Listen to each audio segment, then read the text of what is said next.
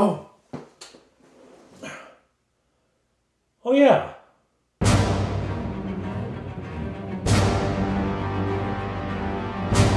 They want to visit the Shire. The lizard men have even made it into this western range. They see ahead of them a wagon, or people, gathered around the wagon. Bandits. Bandits. Okay, we will stay with you tonight to protect you from any further harm. Don't you move.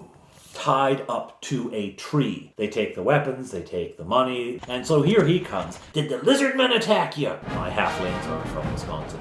A man lies bleeding. We were attacked by bandits. Where did they go? They ran off that way. That's where we're going.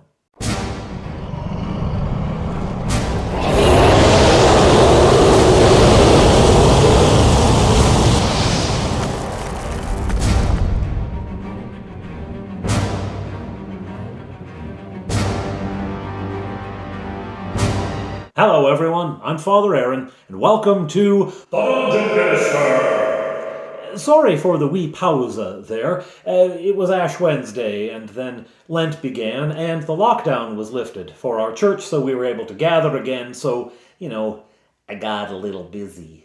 But now we're back. Where were we anyway? On the road, Shire, Bandit. Thank you, St. BECMI. They had come across a family who had been attacked by bandits. Now, this attack had happened maybe 20 minutes before they came along, so it's still fresh. I mean, this is fresh wounds, fresh trauma, fresh tears from the child, fresh scars, mental and emotional, for my children. Anyhow, they have asked, which way did these bandits go? We want to find them too. We're after them. Where did they go? And she has pointed northward along the stream.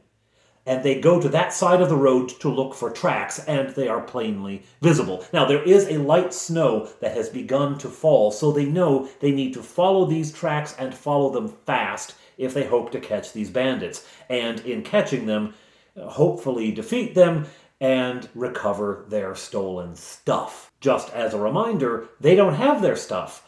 Everything of value has been taken from them. This includes their weapons, this includes their armor, this includes their food, this includes pretty much everything they had, including their money, which had been in a bag of holding. Now, it wasn't a lot of money, but the bag of holding would be hard to replace. They really want to catch these guys. So they look for the tracks, and one of the things they notice is at the edge of the road where you'd expect to see a group of footprints leading off. Remember, it's 7 bandits and 3 children who probably are also bandits, let's face it. So 10 sets of tracks. You'd expect to see quite a trampling there. No. The bandits, as they went to leave the road, spread out, and so there's tracks here and there. Maybe a couple went here, a couple went there. Some of them even jumped over the railing of the bridge to get down to the very stream bank and go along there, so their tracks wouldn't be obvious to someone who happened along the road. And again, the snow is falling. These will soon be wiped out. The players decide they are going to also fan out to follow the tracks to see where they all go, because maybe one set will peel off this way, another that way. One of the things the bandits may have done is scatter after the robbery. But they begin to follow them, and one goes down the road, one stays up near the bridge, and they spread out and begin to follow the tracks into the grasslands to the side of the road. Just as a reminder, some other travelers have come by at this point, so they're not just ditching the family and the bleeding husband on the road there. They actually have been taken care of by other travelers. And now the players are going to go out and seek retribution and get their stuff. Along the stream, there are clumps of trees here and there. There's more water, so the trees are able to grow. Seeds are carried down by the river because it comes out of some wooded hills to the north.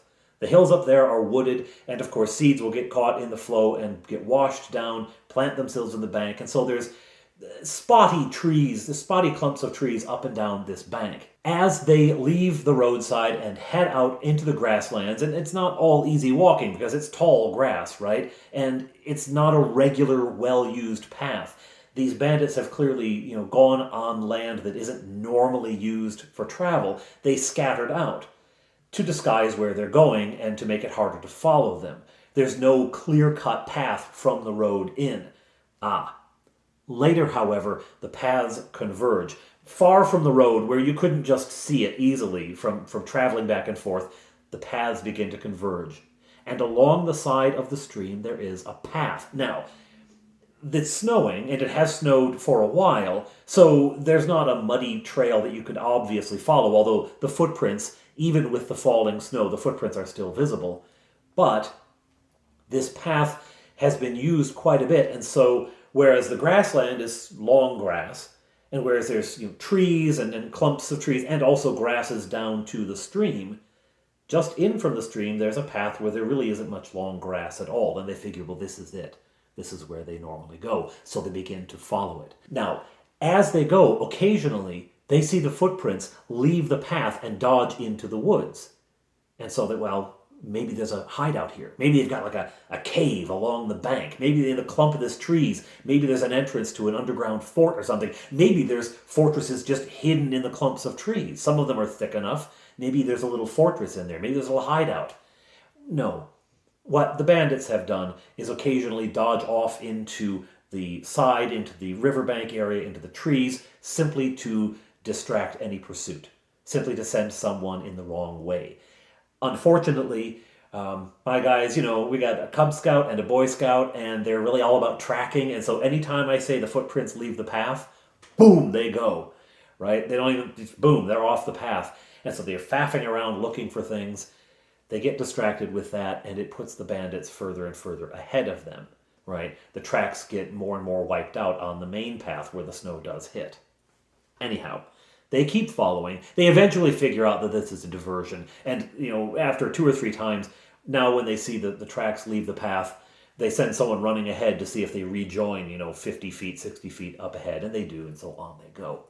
One of the benefits of these thickets of woods is plenty of sticks. So as they go, they're looking and finding some good, hefty, beaten sticks. Something they can club somebody with. Essentially a club, which is only a 1d4 in BECMI, but hey, it's better than nothing. So they reach the hills as they march down from the north. These, again, foothills from the same vast chain of mountains of which Marnock's Teeth are a part. Anyhow, as it dives south here, it peters out into foothills. As they approach these foothills, it becomes more wooded. It's not real thick woods, it's not a real dense forest, but it is a wooded area, and so it begins, the small clumps of trees become more regular and eventually start to spread out, and they're now entering a wooded area, and the ground begins to go up and down. Eventually, they come to a place where the river does a huge bow, and at that place of the bow, on the eastern side, the side that they're on, the hill rises almost immediately from the stream and up. And it's lightly wooded here. It's not really, really thick. On the opposite side, though, in that arc of the bow, there's a great flat area where deposits have been dropped over the years as the river takes the longer course, the easier course around, right? And rocks and pebbles and silt and whatnot has been dropped. And now there's this large flat area. Now, it's snow-covered, but in that snow, slightly covered, but some of it more visible, there's a pile of stuff. They can see it across the river. They see this pile of stuff. And of course, beyond that flat area, the hills rise again, and it's forested. Again, lightly forested there as well. But they see this pile of stuff. And so they say, well, this has got to be something to do with the bandits. There's, looks like old bags and parcels. There's a barrel over there. What is this stuff? So they cross the stream. The stream here is only about 1.5 feet, 2 feet deep. It's nothing. The halfling has a bit of difficulty, but they help him across, They get to the other side, and they find this pile. Now, in there are all of the various purses, bags, whatnot, that people were carrying when they were robbed by the bandits. The bandits don't care about the purse. They want the coin. They've got their own purses, right? They don't want your purse. So this is just where they throw it, right? They go through it, they empty it out, and they toss it here. The characters begin looking. They find their backpacks, which they all have. They find the sort of sacks that they were carrying to bring along extra treasure if they'd found it and all that kind of stuff that adventurers tend to have. They also find the bag of holding. This very plain, sort of velvety, but relatively unadorned bag. They recognize it immediately, of course. They found their bag of holding, because the bandits came here and they just emptied out the treasure, right? And again, the characters hadn't brought a lot of money. They brought a little bit. So when the bandits emptied it out, it didn't look like an unreasonable amount of money for this bag to hold. And the weight differential didn't really show up. They said, oh yeah, there's some coins in there, not much. Throw the bag on the pile. They didn't even realize what they had. Just like the characters carried that bag all the way to Hrothgar's eyes and back without realizing what they had. Until much later. But now they're wondering, where's the bandits' hideout? Where is our stuff? Okay, they found the discard pile, where's the keep pile, and where are the culprits? And Touchberry's saying, it's got to be somewhere on this hill, on this side of the river, where all the stuff is. It's got to be over here somewhere. But the others are looking across the river, and I say, you do see the path continues up, and it ends at a clump of shrubbery and a couple of trees that are thicker than the other foliage on the hill. And say, well, what do you mean thicker than the other foliage? Well, it looks out of place. It looks like maybe someone dragged a whole bunch of stuff over there. It's all pine, where a lot of this other stuff is mixed pine, deciduous. It's all pine, and some of it looks like it might be dry. Ah, they've disguised their hidden hideout there. That's where it is. Okay, let's go. And I say, all right, you got to cross the stream again. Now, I let them do it once without suffering any, negative effects. But I say, if you cross the stream again, it's cold water. You are going to be cold, and it's going to start affecting your character. I try not to get too fussy with details like this in the game because, playing hypothermia isn't fun, right? And we're trying to have fun. But I think, okay, I can't have you traipsing back and forth, wading through a stream when the weather is as cold as it is and it has been snowing. The snow has stopped by now, but when it has been snowing and it's that cold, I can't have you traipsing through a stream all day without taking some effect. Anyhow, they decide that Touchberry will stay on this side of the stream. For one thing, he's certain that this is where the hideout is. For another thing, he's smaller, he's going to have a harder time crossing. The others, especially the elves, can get through more easily. They can, find rocks that are not as deep. They're going to have an easier time crossing. Now again, this stream is based, incidentally, on a river which goes right past our church, and it's about 1.5 feet deep at the deepest. There are some pools, actually, I shouldn't say that. There are some pools that get deeper. Sometimes we have riverside baptisms. But mostly, in most of the areas, it's only about 1.5 feet deep. So it's not like it's a real barrier or anything, but it is going to do some cold damage to them. So the other three traipse across again, okay? Fofire and Bob Johnny and Fleetwood go across. Touchberry stays here. He says, I will, watch. I'll keep guard on this side, and I'll start nosing around on the hill here. Okay, fine. They go across, and they begin going up the path. As they get higher, and they're maybe about halfway up, they can see now, kind of around the screen, indeed, there looks like an opening up there. It's something that's a shadow, a dark area. It looks like it could be an opening to a cave or a passage or something into the side of the hill. Just as they see it, however, twang, thwack, an arrow comes sailing and embeds itself in the side of the hill right beside them. They whirl to see where it is, and Touchberry's looking around. Where did that come from? The only logical explanation is from the hill on the opposite side, and they can hear, above the sound of the stream, from across the stream, they can hear, I told you! Okay, so there's bandits over there.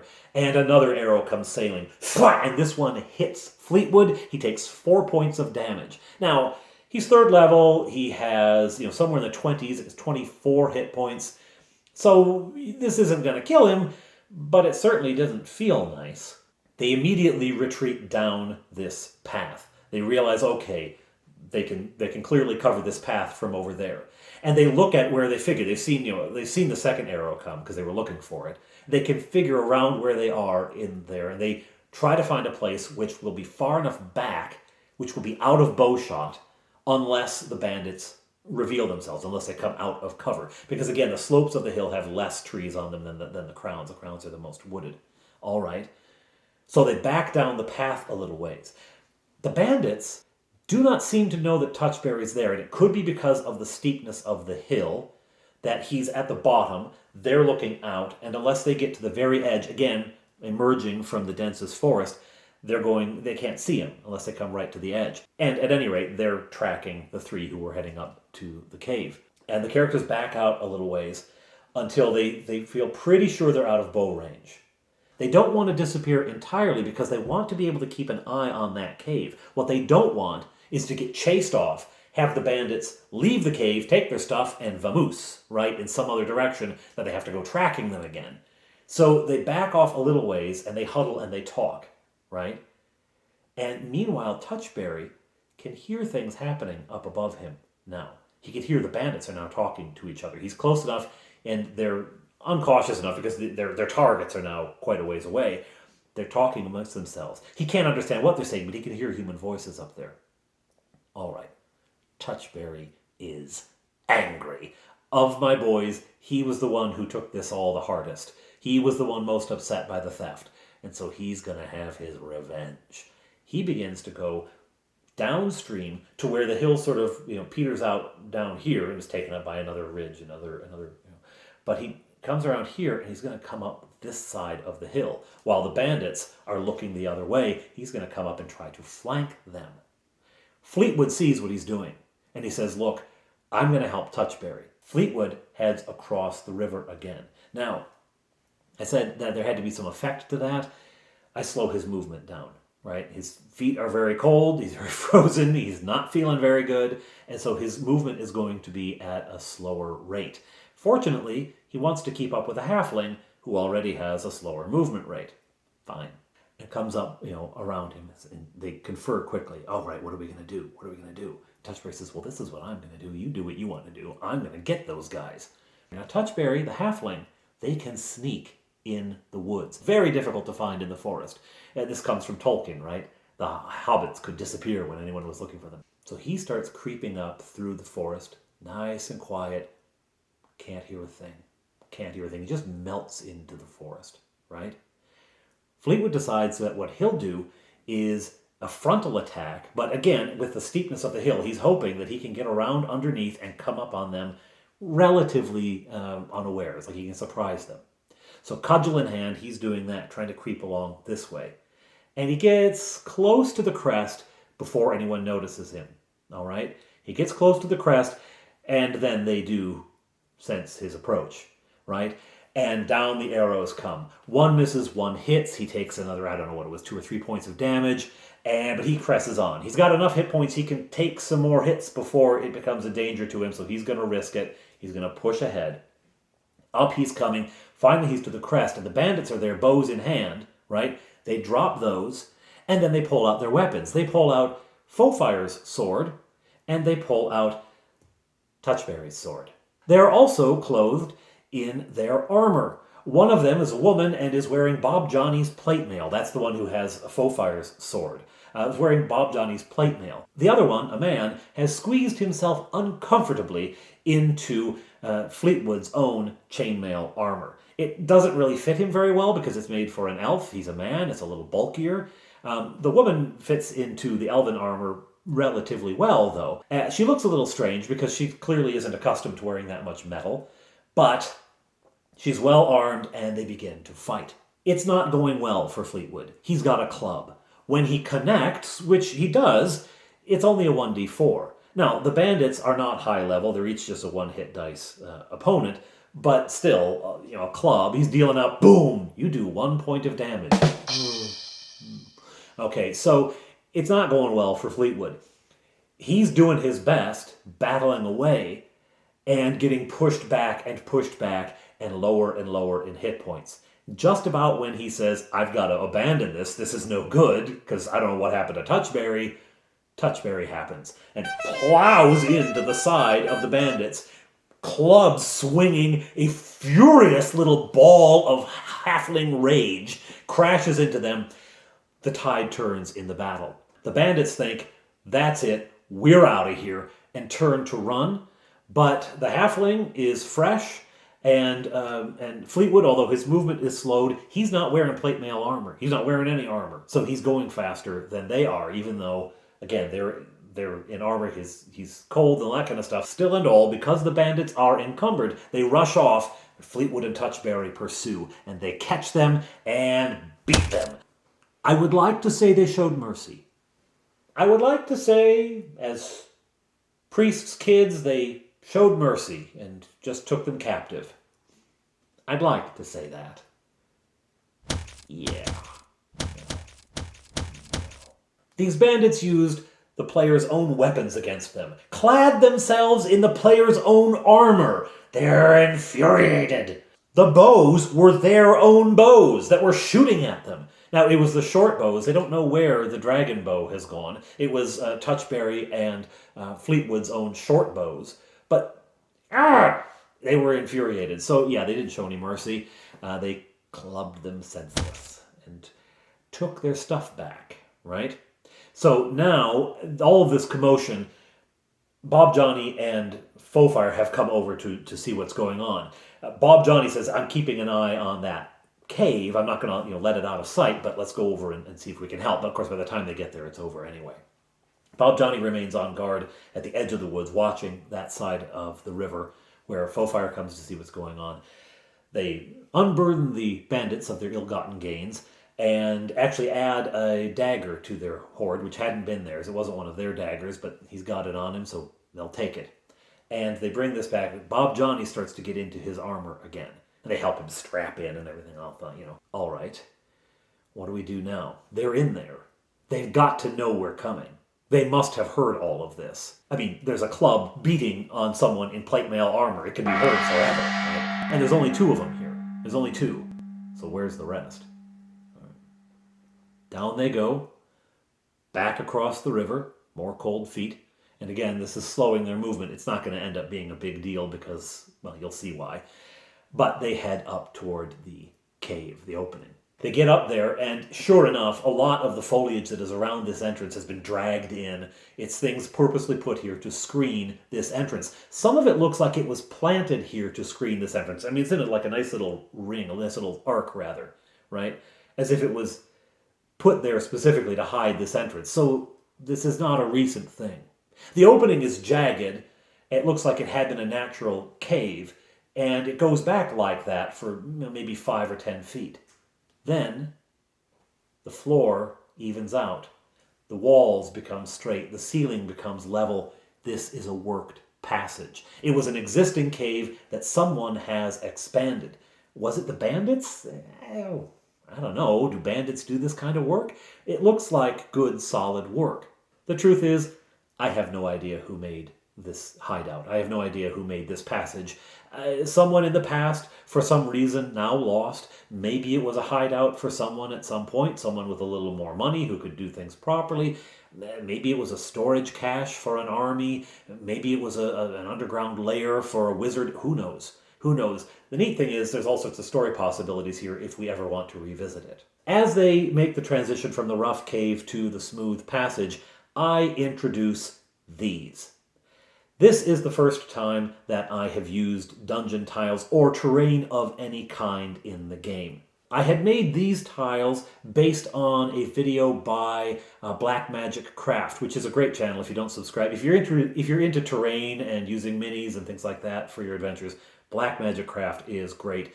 Even if you don't do it for your own game, it's really entertaining to watch. He does some really cool stuff. Anyway, advertisement over. This was the first time I'd used anything like it, though. And although I did kind of an okay job on it, when they saw it, they were like, wow, right? So it was kind of cool. So I lay out this passage and say, you're in this passage now. And they go, oh, we're going down the passage, right? And they're making their way down there, and I say, ahead of you, you can see a room open up. Okay, let's go. They figure, what are we going to do? Sneak up on them? They probably know we're coming, and let's just charge in, right? Let's just go. Bob Johnny goes first because he has his armor back on now, but he still just has a club. Fofire comes with her sword. Touchberry with his sword. Poor Fleetwood just still has a club. But he also has that dagger that they took. So he's got a dagger and a club. He's going to sort of, All right, in they come. They charge in. As soon as Bob Johnny breaks the line of the doorway, he's hit by an arrow. Fortunately, plate mail armor, boing! The bandits seem to have assembled a barricade on the opposite side of the room. It's barrels, it's boxes, it's bunks. It's all the stuff they had in this room they've dragged over to that side. In our case, it was a pile of dice, because that's what we had. From behind which the bandits are shooting. One of them, whenever he pops up to fire a bow, they can see he has the dragon bow, Fofire's dragon bow. And another one has a sling and is slinging stones. For some reason, Touchberry takes this as a grave insult. One of the bandits is crouched behind their barricade, wielding Bob Johnny's axe. This really ticks Bob Johnny off, and he charges, swinging the club. The bandit comes up and swings the axe and hits. So Bob Johnny gets the feel of his own axe hitting him. Now, the bandits can't read the runes. The bandits don't know they're supposed to say Brosingas. But it's still a +1 axe, and that still hurts. So Bob Johnny gets hit, but returns the blow with the club. Battle on between those two. Touchberry goes the other way and attacks on that side, driving his sword at them. Back here, huddled unhidden, is one of the children wearing Touchberry's armor. At this point, Touchberry's conflicted. He is furious that someone is wearing his armor, but it's a kid. Okay, the kid's not doing anything, just huddled back there. We'll take care of the adults. And take care of them they do. The battle's fierce but short. The bandits, again, they're one-hit dice opponents. They fall relatively easily. One of them they keep alive. The one who has Bob Johnny's axe goes down. There was another bandit back there as well who had Fleetwood's sword, goes down. The one who had been throwing sling stones, who then eventually pulled his own normal sword out, that one they disarm and keep alive. And it's partly because Touchberry had seen the kid, and it was Touchberry fighting this bandit that kept him alive. The bandits in here, incidentally, are 2 men and 1 woman. And there was 1 woman and 1 man out there, which means there's 1 each man and woman still missing. It's been 4 men and 3 women originally, plus the 3 kids, and they've got 1 kid here. They take the 1 prisoner who's down to 1-2 hit points and gives up. They take that 1 prisoner and find the rope, their rope, which had been stolen from them, and they tie this bandit up every which way. I mean, looks like a caterpillar when they're done, right? Just a head sticking out. And then to the kid, take off the armor. Touchberry is not going to kill the child, but boy, he's not happy. Kid takes off the armor, and they start to question the kid. They ignore the bandit, the adult bandit over there. They start to question the kid. Where are the rest of your group? Where are the other children? Where are the other adults? Where are they? And first the kid just is scared and won't talk. Eventually they get out of this kid, the little boy, they get out of him that the others have gone to buy supplies. With our money? Maybe?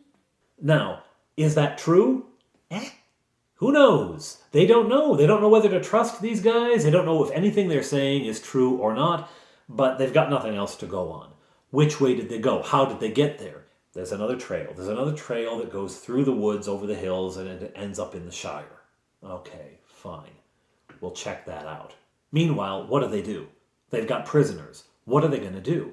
For now, what they decide to do is search the contents of this chamber and find their stuff. Of course, they've got their weapons, because they were being used against them.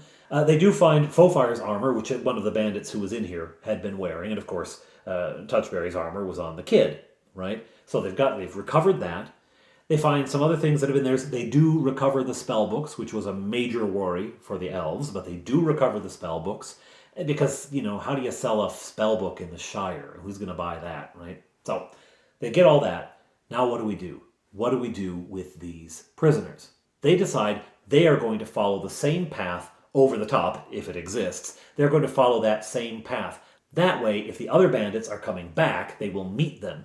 And if they're not, well, then the party gets to the Shire. They can hand over the bandit and the kid to the local sheriffs and be done with the whole thing, right? And report the other bandits and see if they can hunt them up as well. Great. They do decide to spend some time in this lair, just waiting in case the others come back, also to rest and to hopefully regain a few hit points. Touchberry uses his sword on Fleetwood, who had gotten the lowest. Remember, his attack up the hill, he was looking sad. So Touchberry uses the sword to heal him, and they rest for a little while. I don't give them a full, roll a 1d6 plus 1 to recover hit points, which is my normal overnight hit point regain.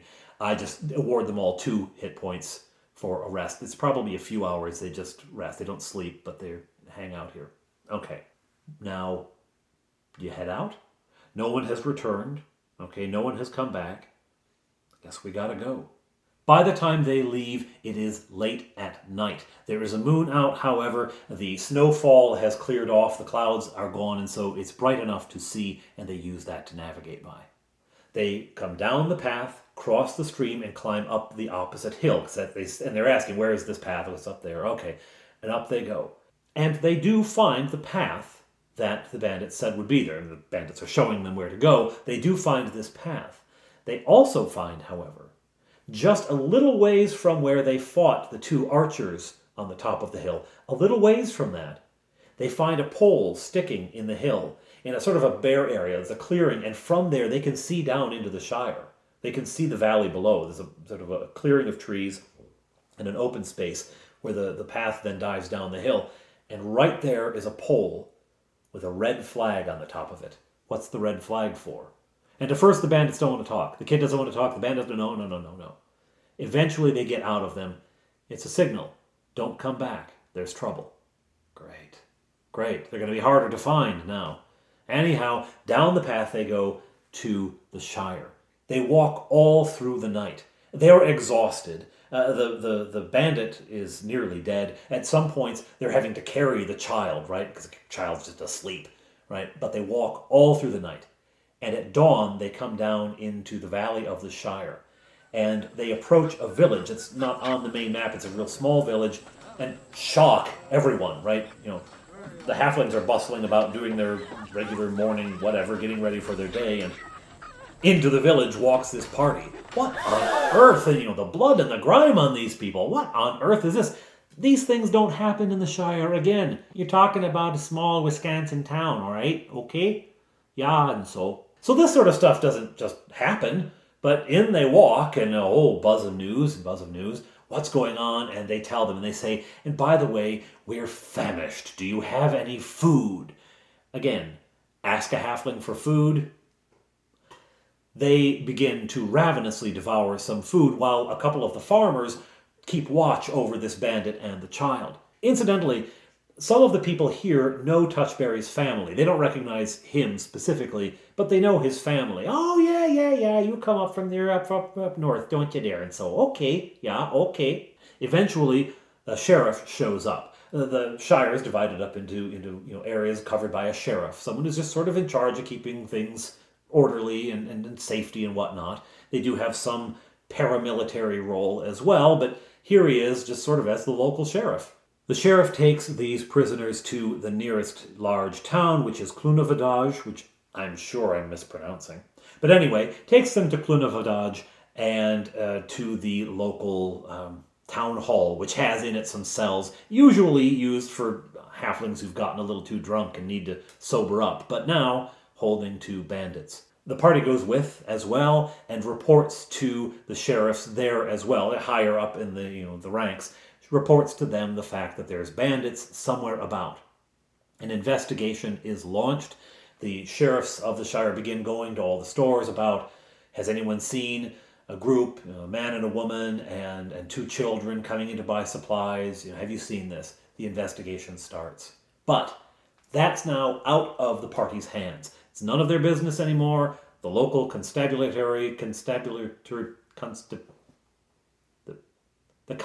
the cops have taken over, and it's their job now. So, fine. Meanwhile, welcome home, Touchberry.